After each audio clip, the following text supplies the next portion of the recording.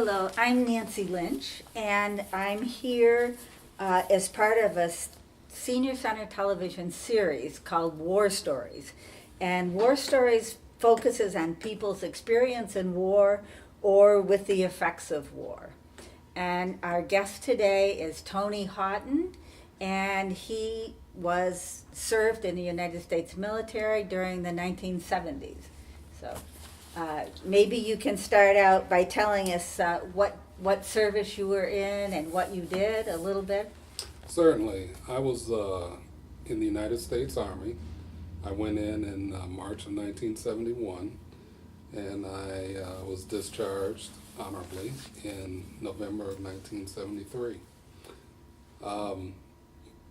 My job was, or my MOS as we call it in the military, was 31 Delta 20, which is microwave communications specialist, and I was assigned to the 1st 81st, which was the Army's only nuclear missile unit, Pershing missiles, and that stationed me in Germany, and that was during the Cold War, of course. 71 to 73 was also Vietnam era. And how did you end up having that kind of a job? Did you have an interest in electronics or something like that before you started? Well, it wasn't necessarily an interest in electronics. When my number came up, we had the draft back then, and so when I turned 18, the Selective Service sends you out a notice, if I recall correctly, and they tell you what your number is. Mm-hmm. And when you get your number, if it was lower than, say, the mid 150 or something like that, then you knew you were pretty well likely to go to Vietnam, mm-hmm. Unless you had some type of specialized job. And so, in looking at that, my number was 19. So I knew I was going to the jungle, and so I looked into instead of waiting for me to be called up for the draft, I looked at enlisting for 3 years, because if you enlisted for 3 years, then you were given the option of picking your own job, mm-hmm. and and looking through the jobs or whatever, or the catalog, whatever they had, whatever the book was, the recruiter had. I found this microwave communications, and I thought that sounded pretty interesting, given the description. And so when I signed up, and I actually signed up early, I think I signed up in February, but then I actually didn't go to basic training until March, and I had to take some tests or whatever to see if I could pass the competency for this particular job, which I did. And then I went in and went to basic. Then I went to what's called AIT, Advanced Individual Training. Basic was at Fort Dix, New Jersey. That was 8 weeks. And then I went to Fort Sill, Oklahoma for Advanced Individual Training. That's where they had the Pershing, the microwave communications, because it was part of artillery. It was considered artillery. Which is kind of funny that a missile would be considered artillery, but that's what it was. And so I went to Oklahoma and then I was deployed to Germany. And the only place that Pershing missiles were during that time, the nuclear missiles, because it was during the Cold War, and Germany was the front line. Okay. And so we only had Pershing missiles in Germany, so that was the only place they could send me with that job. Okay, so you knew ahead of time. That was a good strategy. Yeah, I knew ahead of time I was going to Germany, because that's where the units were for the Pershing missiles. Microwave satellite transmission, right? Well, microwave communication specialist, okay. And that included, back then you had what was called teletype and cryptographic type communications.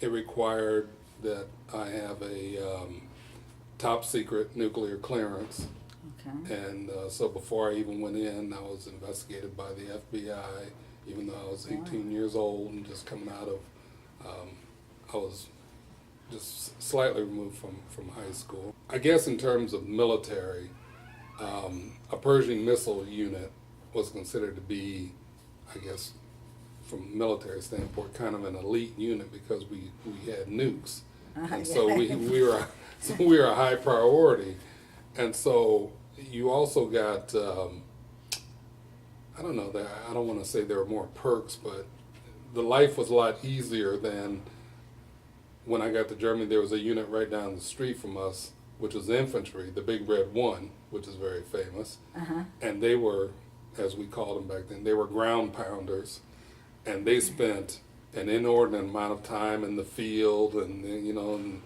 all kinds of weather and mud, and it didn't matter what the weather was. You were out in the field, and they slept in tents or on the ground or whatever.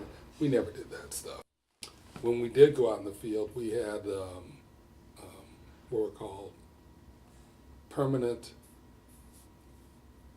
they were temporary permanent barracks. They were made out of wood. They were, they're like these houses, and we went out there, and there was like I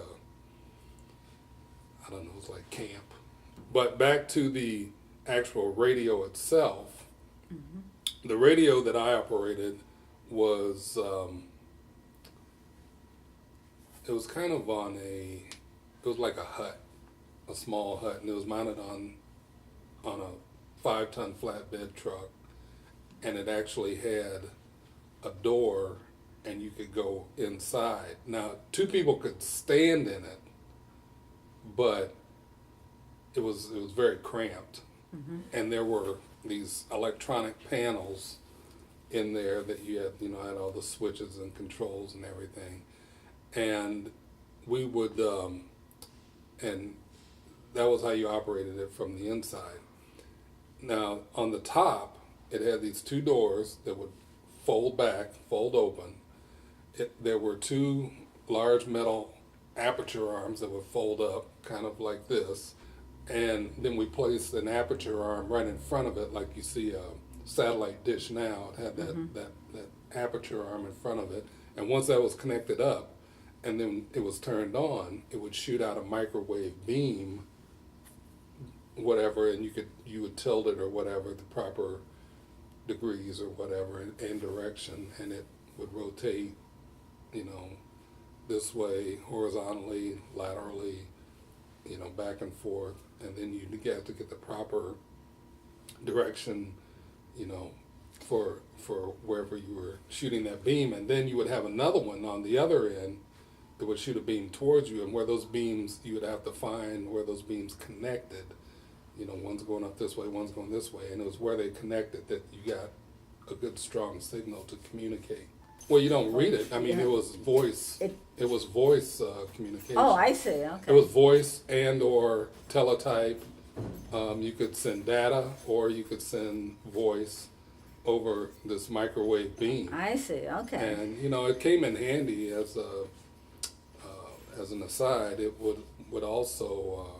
Few people did this, but I was crazy enough to do it. I would take, when we were out in the field, I would get up there, and you would have to stay below the aperture because, like a microwave, you stood up in front of it, it would cook you. Yeah. Okay. And so I would put like food on a stick. I had my own special little forked stick that I would tie my food to, and I would hold it up in front of the thing, and I could cook food. Sort of barbecue. Yeah, cook food on it. Microwave. I could microwave the food. We also, because it had its own, this thing was big enough, it had a pull-out generator on the side and to power it. And so we would also, because it got really hot, we would also place like our C rations, cans of food on it to heat it. So, that's one of the reasons why, I mean, it sounds silly now, but those were kind of luxury things that the infantry guys couldn't do. They had to eat their food cold or whatever, and so we were able to heat our food up. And then in the winter, if we had to go out into the field, because I was in charge of my particular radio, I would actually sleep in the hut, and because of the components, it was very warm. Whereas, other folks were, again, the infantry, they had to sleep out in the cold, and definitely. So did you feel like you really learned a lot? That you were... Yeah, I did. I learned a lot. I really, I was one of the kind of individuals, being young or whatever. At that time in the Army, there were a lot of issues. For instance, there were a lot of issues regarding race. When I got to my unit in August of 1973, I was stationed in what's called Neu-Ulm, or Neu-Ulm, as the Germans say, I think, Neu-Ulm, Germany, which was between Stuttgart and Munich. It was in between there, and it's in southern Germany. And the night I got to my unit in August of 1971, there was we called it a riot, but it was what's the word I'm looking for? Demonstration? Yeah, the big demonstration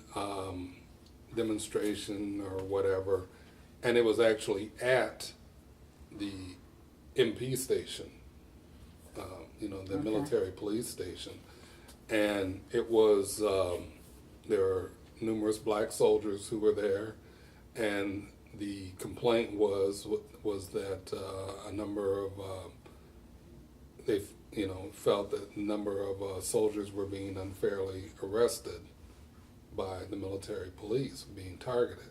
Old story, isn't it? Yeah, it's a very old story. So there was a discrimination issue there, and that was the first night I got to my unit, which led me to think, what have I gotten myself into here? But every August, and I think it was a combination of the heat and other factors, every August there was a riot. And the first year, it was mainly due to racial tension. The second year, 72, it wasn't about racial tension. It was about treatment of the grunts or the low-ranking soldiers, that felt, and it just spun out of control and turned into, demonstration and riot around the unit. And then the third year, 73, it was again a combination of racial tension and other factors. One thing you have to keep in mind was in the 70s, in the United States Army, the officer corps was heavily populated by Southerners, by Southern officers. And some of them did not try to hide the fact at all that they did not like blacks or browns or reds or, non-whites. And they were overt about it, and because they could be, because they were in control, they were officers.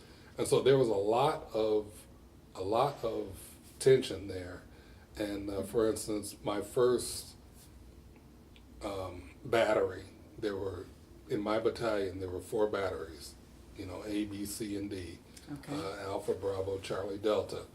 And each battery had approximately 200 soldiers in it.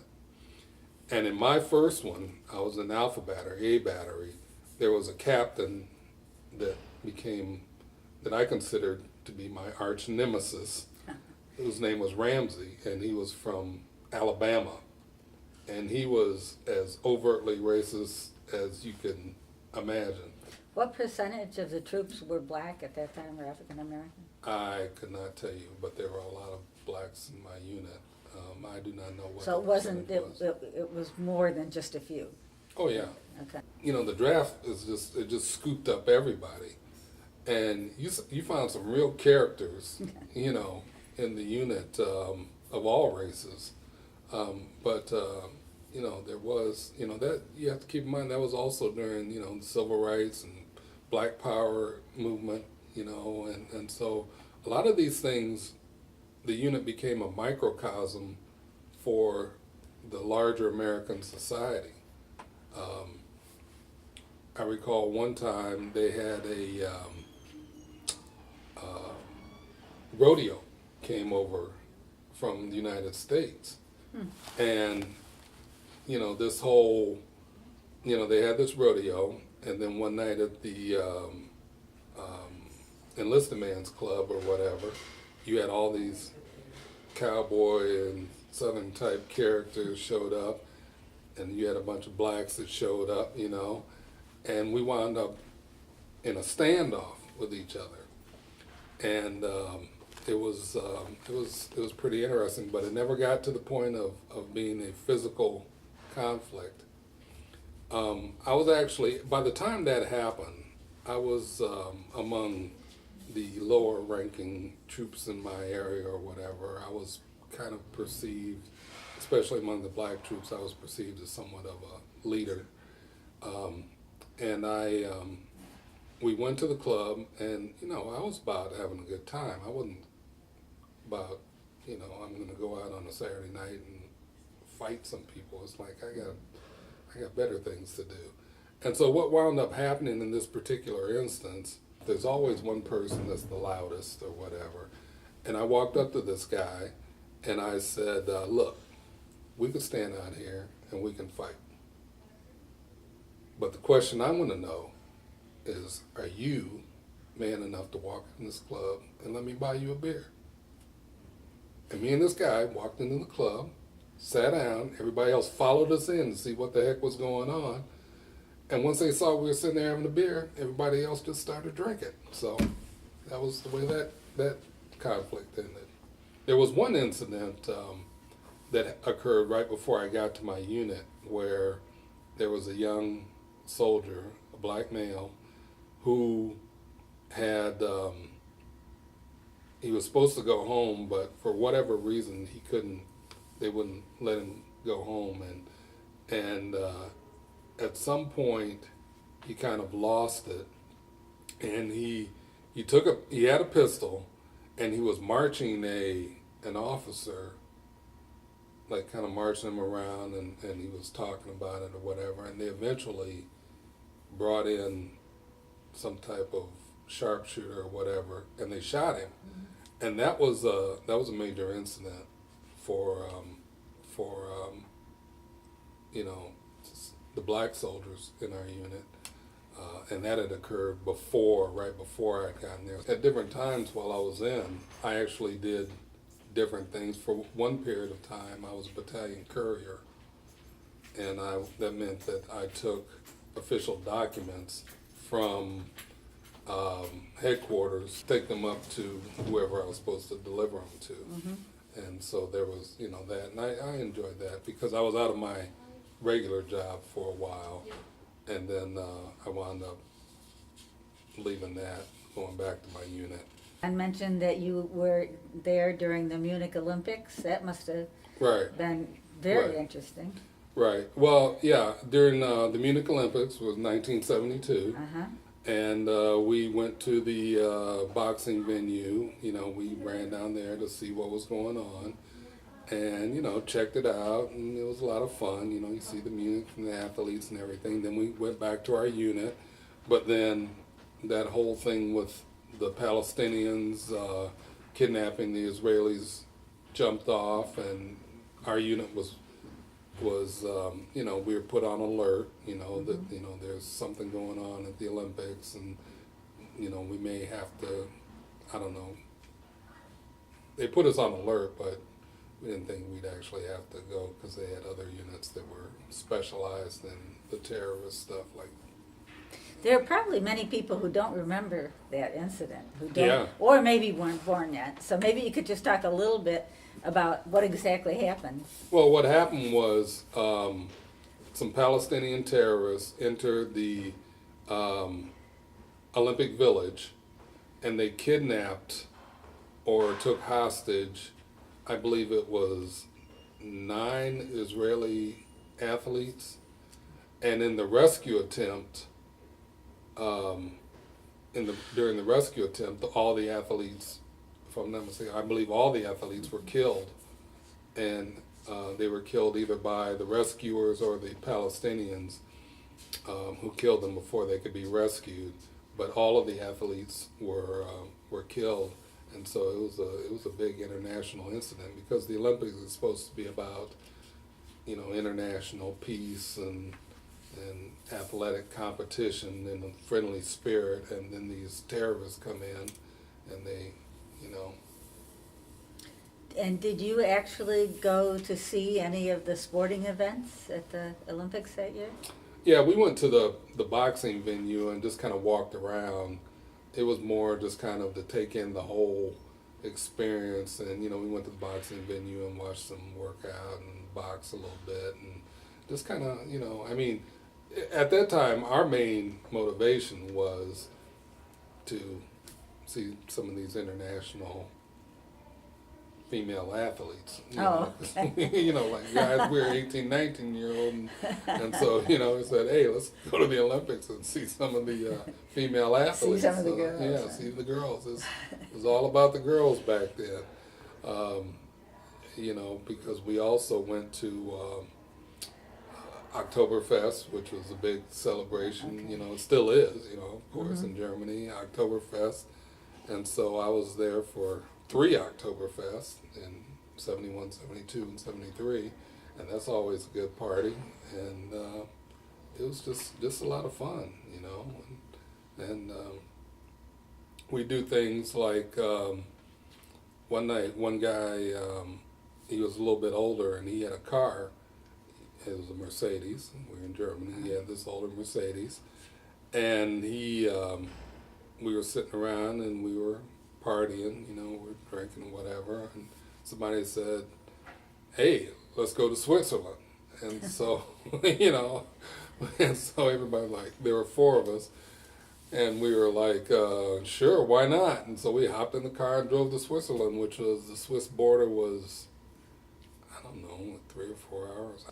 And so we drove down there and we partied all night, and then we drove back, and by the time we got back, it was time for us to, you know, for our morning PT and formation, and we're all, you know, running the barracks and change, and we're standing there, you know, and the sergeant comes by, and we're all trying to stand at attention, but we're also still so hungover that we're wobbling back and forth, and he looks at us and just, you know, just shook his head. I mean, those are the type of fun things that we used to do. So. Do you feel, after many years, that that was a good experience for you, that it was valuable for the rest of your life in terms of things that you learned about yourself? And Certainly. When I tell people that when I say that I was there for 27 months straight, I never came back to the United States during that period. And I considered myself to be kind of on a journey to find myself, you know. And so I didn't, and my family, you know, I didn't realize the extent to which I caused them concern. After high school, I went to this community college, but I wasn't very, you know, committed to it or working very hard at it. And I thought, and, you know, one thing, I always respected my father and the way he ran his house. And he used to always say, when you don't want to follow the rules of my house, you need to leave. Now, you know, we got along fine or whatever, but I just decided, you know, I want to be independent. And one day I came home and I said, you know, Dad, I said, you know, we were talking about school or whatever. And I said, you know, I'm thinking about the military. And I knew what his reaction would be, in that he'd say, oh, what are you talking about? You're crazy. You know, you need to get a deferment and finish school and finish college and blah this and blah that. And I just kind of stood there looking at him. And finally he realized I wasn't saying anything and I wasn't arguing with him, which I normally would. And he looked at me and goes, what? And I said, I leave for Fort Dix in 2 weeks. You know, I've already enlisted. And I never realized until much later that he was very proud of me for, you know, being. But then you went away and stayed for 27 months. It must have been hard for your family to deal with that, I guess. It made me very self-aware, and it bolstered my sense of independence. So when I left the United States, I was actually, and people find this hard to believe now, people who know me, I was a very shy, introverted young man. But when I came back, I was very extroverted, very self-assured, very, and I tell people, I said I was on a discovery for myself, and when I discovered who I felt I was, I thought, okay, I like this guy. I like this guy better than the other guy. The first guy was, very introverted. This guy's more, extroverted and self-assured in terms of handling those things that come to me. And so, yeah, it was very beneficial in that respect. I would point out that as a enlisted man, the thing I didn't like about it is I didn't like taking orders, and that's kind of the wrong place to be if you don't like people giving you orders. And so I often had arguments or whatever with officers or whatever that I didn't like officers, so because I just didn't like being told what to do. So I left and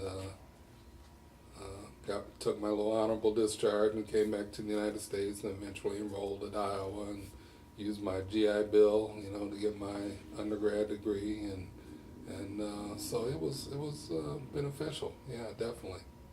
Good. Definitely. We have two children